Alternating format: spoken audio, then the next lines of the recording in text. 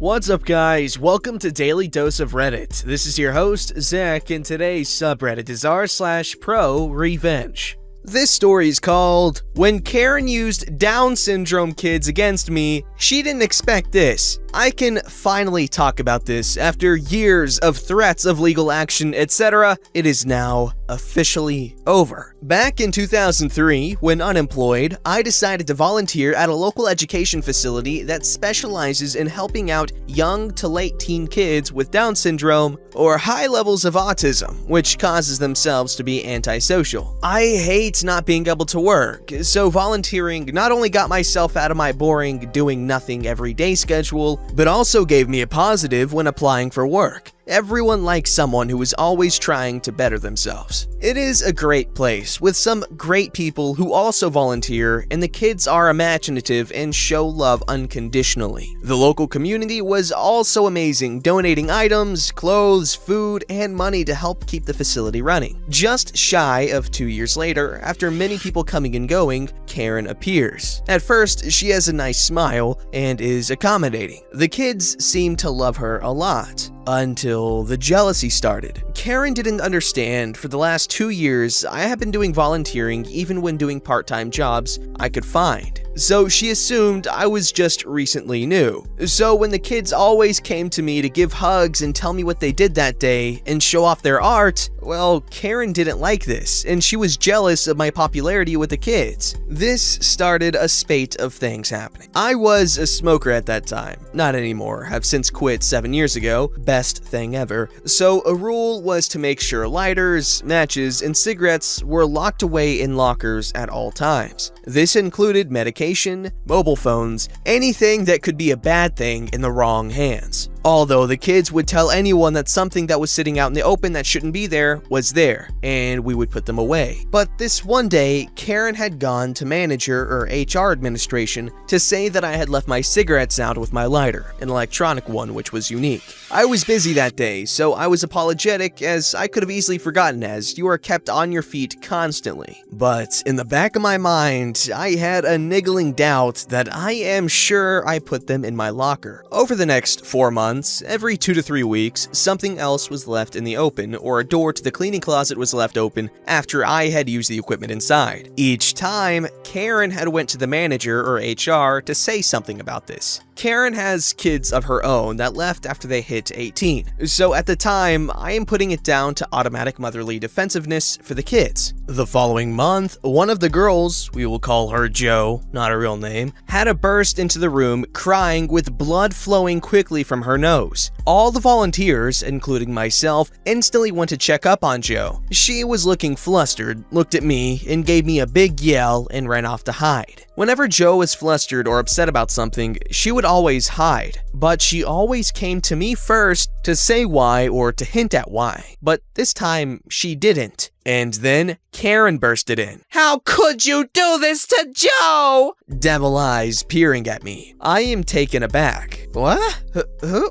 What do you mean? What happened to Jo?" She replied, "I can't believe I just watched you 5 minutes ago punch her in the face." And she rushed off to manager HR. I am standing there, aghast, unsure of what the hell is going on. Jo in the corner somewhere behind boxes, crying her eyes out. Some new volunteers looking at me as if I am bad, and the other kids looking perplexed because I have never done this at all before. Even with Down syndrome, they understand most of what is going on around them. Manager comes in quickly, looking angry, which is understandable hearing what Karen told her. Asked me why I did this. This shocked me hard because here is the manager who has known me for the last 2.5 years and instantly thought I could do this to the kids. I denied, of course. I have been in the room for at least 25 minutes. The others couldn't corroborate, as we are always busy and we don't notice small things like who was in the room and for how long. The manager goes to Jo and asks her. She looks at me and instantly sobs her heart out again and says with a stammering, "Yes." This hit me harder than the manager instantly thinking I could do this. Joe has been like a little sister who would tell me everything and would always come to me when in trouble. So police were called, everyone gave their information. Joe was too scared and still in her place of hiding, so I was effectively let go pending an investigation. Hardly anyone gets reinstated after any type of investigation, but Joe's parents were seemingly at a loss for words and didn't think I could do this, and after talking to Joe on their own, they dropped charges. But the damage was done, and I was asked to never come back. I later found out that Karen, in her jealousy, was telling other newer volunteer staff that I was touching up the kids, always hitting them, and leaving dangerous stuff about. She had watched me at my locker, digital number keypad type, and saw my pin for the locker and left things about, including the lighter and cigarettes, all because the kids would always come to me. Fast forward to 2009. After lots of rejections from other places for volunteering, one place was run by an ex-volunteer who knew this was all BS and gave me a chance. She was great and understanding. We would help all types of people in the community to do events for charities, etc. I enjoyed it very much. One day, the boss came to me and said, "Oh, guess who's coming with the kids today? Only goddamn Karen!"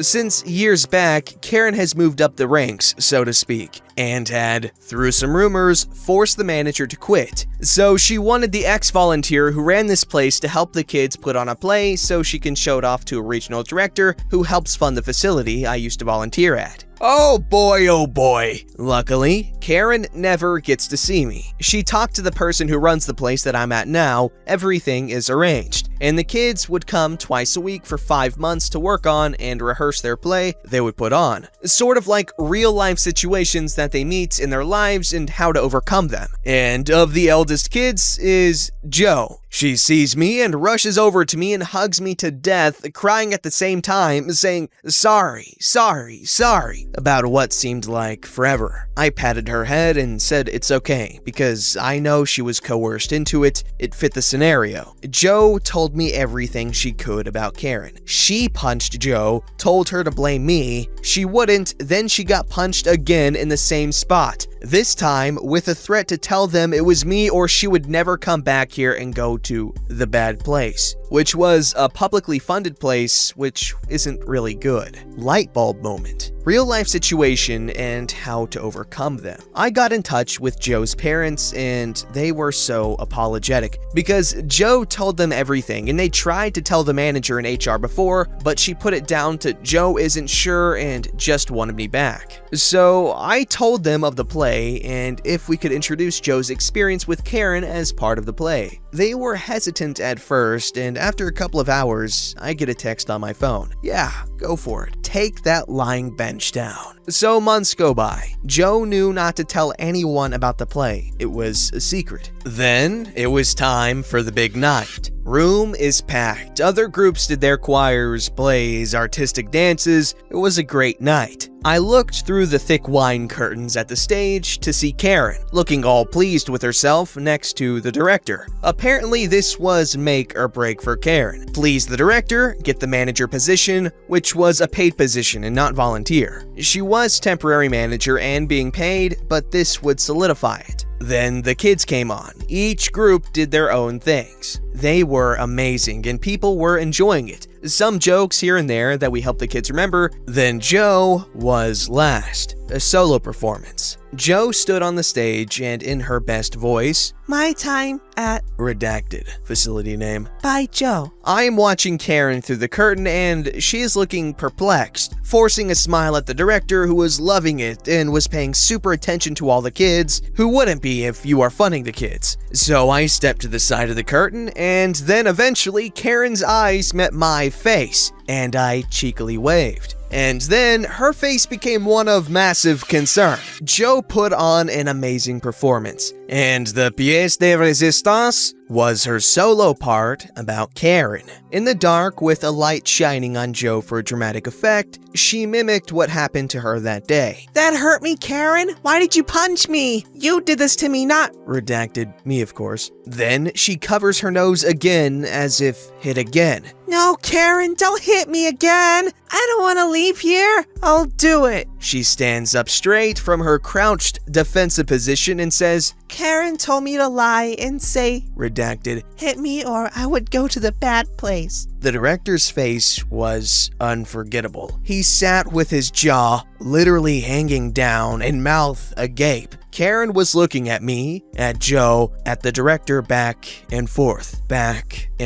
You could see her trying to figure out something to save herself. I just walked backstage, job done. Later, I high-fived Joe and told her, good job, you're amazing. She gave me the biggest, cheesiest grin with a thumbs up, made me tear up. Karen blamed me for obviously making Joe say all these things, and police were called again. But my boss didn't take her side, of course, and allowed me to remain. For years, Karen would always serve me up some weird summons to court for one thing or another. I would go, and she wouldn't, so I automatically win. Now, there is a second ProRevenge here. One of the girls who was at the facility when I was there, Meg, again, not her real name, she had Down syndrome, but also multiple sclerosis. Sweetest girl ever. She was bullied by Karen to say stuff about me, such as touching her, but Meg would say no every single time, even when Karen would pinch her badly on parts of her body like arms or back of neck. Meg's parents thought kids at the facility were hitting her, and gave her a teddy bear she called Barry the Bear. Barry was special since it had a camera,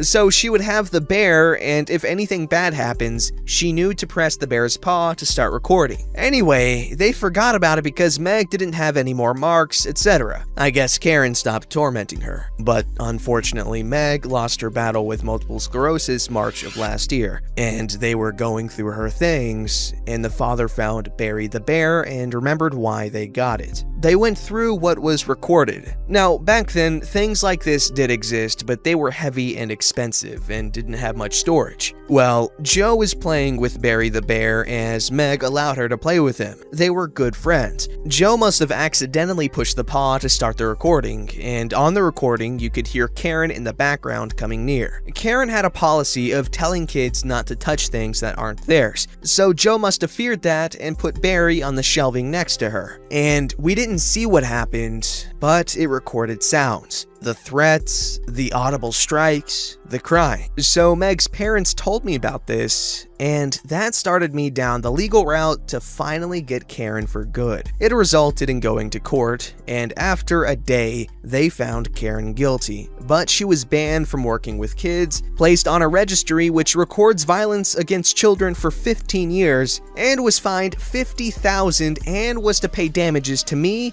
Joe, and Meg's parents. Unfortunately, the stigma I received back then never did go away, and I still can't go back to the facility to volunteer even after the truth, but that is okay. I am currently going to start a new job and will volunteer on weekends. But I know that Karen and her ambitious jealousy is now having the worst time ever. Everyone in the community knows what she did, and she has become a bit of a recluse and hardly ventures anywhere. Okay, so it's obvious that Karen here volunteered for the ego boost and for the for the clout that comes with, oh yeah, I volunteer with these special needs children, and yeah, I'm so good of a person. And you know what? I feel like that's okay to do stuff like that just for, your own ego, because if you're doing a good job, you're still helping kids that do need help. Obviously, you want volunteer work to come from a place of genuineness, because I guess in the case of doing it for your own ego, it is kind of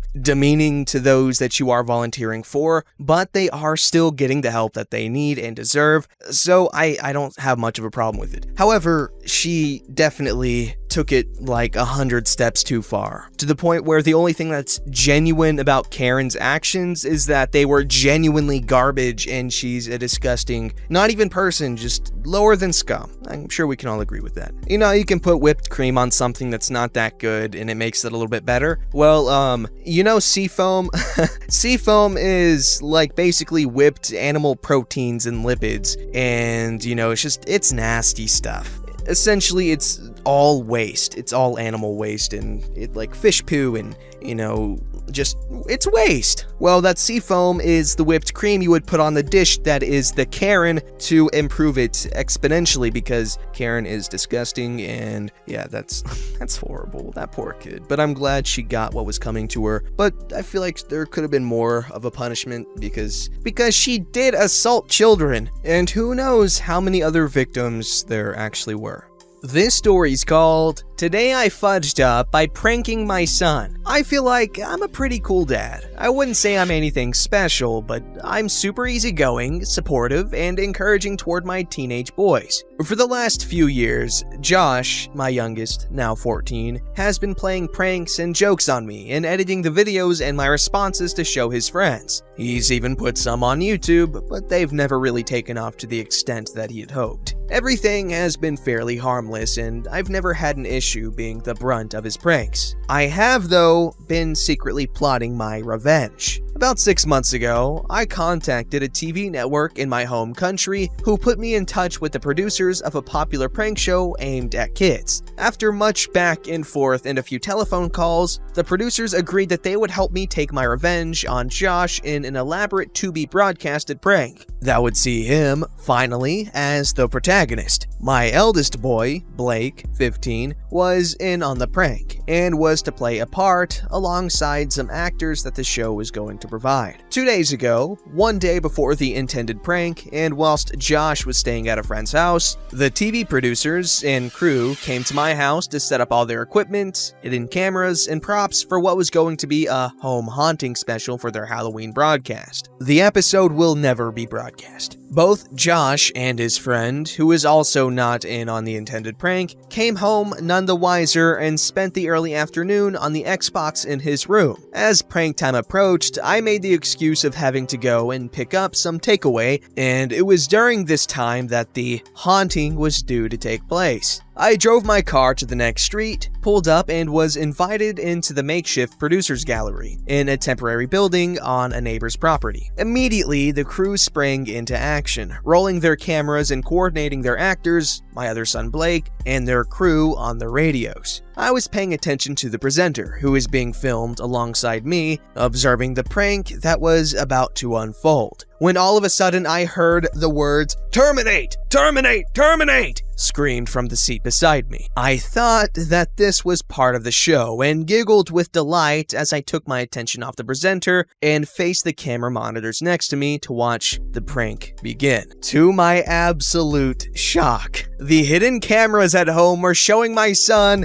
and his friend engaged in mouth fun time. I froze up for a moment, processed what was going on, and ran back to the house, where I was forced to intervene and tell Josh everything that was happening. I have never seen my kid so absolutely horrified in his life. He went pale, vomited everywhere, and cried uncontrollably for about 2 hours. His friend was equally distraught, and I did my best to keep them as calm as possible, whilst I tried to work out what to do. I'm still not sure that I have done the right thing. I booked a hotel and took my kids there and left the TV crew under my neighbor's supervision to pack everything up. I dropped Josh's friend to his house, but have not yet discussed the matter with his parents, though they are aware something went wrong during the filming of the show, but that everyone was okay. I am still at the hotel tonight with both the boys, and I have not heard from the producers yet. Josh hasn't really spoken to me or opened up all day, and I'm not sure how to approach the subject other than with apologies and support. I'm 90% sure that Blake has told his friends, even though he says he hasn't. Today, I flub-a-dub-a-dub-dub-dub.